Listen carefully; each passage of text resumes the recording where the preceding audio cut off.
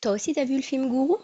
Allez, on va décoder tout ça. Dans le film, tu vas voir que déjà, quand il va interpeller les personnes, il n'y a pas le consentement. Il vient, tu as la pression sociale, la personne, elle se sent, on lui donne un micro, et donc elle se sent obligée de répondre à des questions. Le coaching de vie, c'est vraiment accompagner les personnes à se poser les bonnes questions pour aller creuser en elles. C'est quoi qui est juste pour elles, ses motivations, ses blocages. Et après, c'est d'accompagner les personnes pour mettre des plans d'action et mettre un soutien.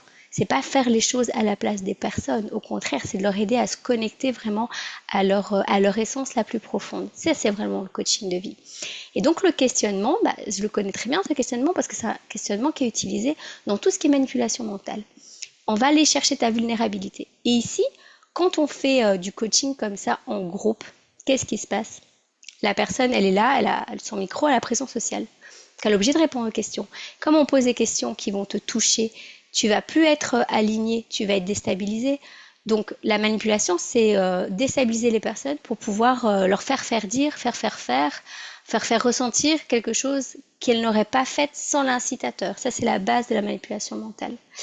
Et donc, oui, n'importe qui, t'es là devant une pression sociale, t'as le micro, bah, tu vas commencer à répondre ou pas à répondre, mais de toute manière, émotionnellement, t'es pris. Est-ce qu'il y a eu le consentement de la personne pour faire ça sans espace de sécurité?